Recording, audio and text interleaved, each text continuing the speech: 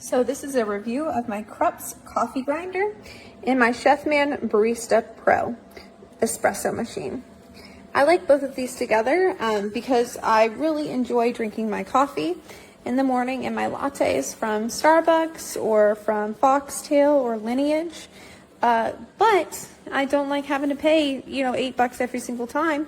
And, a month in, even though this is about $250 and this is about $50, it pays for itself really. The only complaint I would have about either of these is that this area to put a cup is a little bit small on the Chefman, but I can always brew it here and move it to a larger container later. I really like it with the oat milk. I do a little bit of the Planet Oat unsweetened because it's 45 calories and foam as well. And then I do a little bit of creamer for the flavoring. I like it best with a low acidity coffee. I wanted to have my own grinder to go with my coffee machine so that my coffee was fresh and that I had the best flavor, because the best flavor coffee is one that you grind or have ground pretty recently. So you take the beans, you put it in, close this container, the coffee grinds go into this little area right there so they don't go everywhere, which is really convenient. You set it to the level coarseness that you want, and you can play around with the level. I like it like that. You can see the little line is in between the two dots. This is the finest, that is the coarser, and then when you turn it, you'll see a 3. It goes a little bit coarser that way. So I played around a little bit to see what level I needed for my espresso. You want an espresso that is ground where it's kind of the consistency of table salt. Too powdery and it's not going to give a good pour or a good flow down.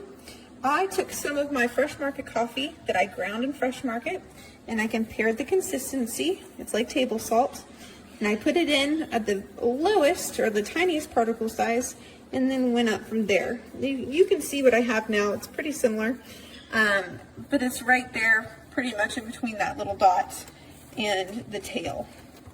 But in order to get this to work, I'll show you. I put this little level down like that. I like to set it to extra foam. I click single. In the way that you prep it, you have this little cup. I like to do the double shots. It measures it for you, pat it in, and then you can put it in little containers. The top is very convenient. This cup holds about 2 servings worth, and it's pretty much the biggest thing I can fit under it, unfortunately. This little guy, I click like that, it will stop automatically when it's either out or it's reached between 2 and 3 cups. And it grinds into that area. I don't like to keep my coffee ground for more than 24 hours, so that was pretty much just a little bit of a waste to show.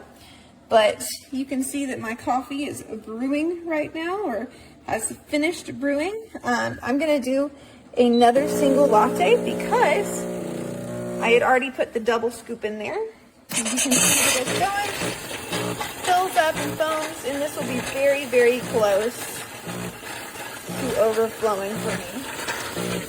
Once this is completely used up, I like to use a little straw cleaner to clean it out. If I have any that's left over, then I will just take this out of the little area that it comes in, and I'll put it in the fridge, and then I can clean it whenever I'm done with it. But overall, I'm pretty happy.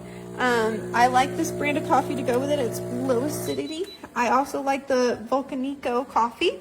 And then the Fresh Market Kona coffee is really, really good. And the Rainforest, I think it's like Rainforest Guatemala or something coffee. But I'm a huge fan, and for anybody who seems like they're getting Starbucks more than a couple times a week, or any other type of coffee more than a couple times a week, I would 100% tell you, yeah, it's about a $300 investment, but you're going to probably get that money back in the first month or 2 of using it if you consistently go and get coffee for yourself or for your friends or for your family. I just wish that I would have done this a lot sooner. I will say this did not have a plasticky smell. This did. So I ran it about 20 times outside because I have pet birds, and the plasticky, Teflon-y smells bad for them. It can actually kill your pet birds. So once I ran it about 20 or 30 times outside, the smell was completely gone. and I don't have any type of weird taste in my coffee, and I'm very pleased with how everything went. Here's the problem with this thing, and it happens every time no matter what I do. So I just ground some coffee. I like to tap it so that everything inside there falls down. I'm gonna take this out right there already. Now I'm being careful. Take the lid off. No, I dropped it. So mine is part of this mess. But that's, you can see what's going on here is every time I grind coffee beans on this thing, I end up with a mess like that. And then in here, I got grindings everywhere. So every single time I use this, I have this.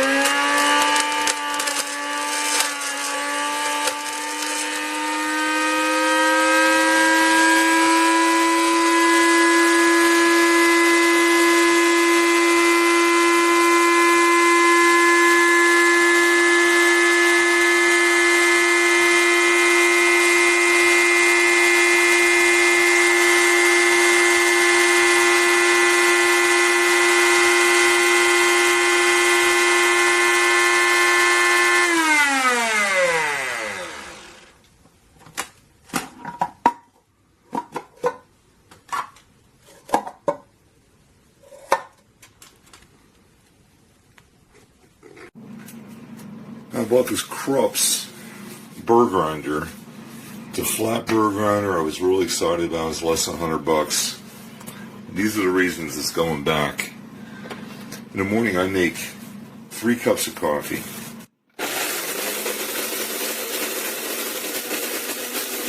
This is 2. Whoops, 9. 10. So it's 10 tablespoons of coffee. Well, I'm not trying to grind for the week or for 3 days. I'm trying to grind for 3 cups. So, yeah, this is obviously not going to work, and it's going to be going back.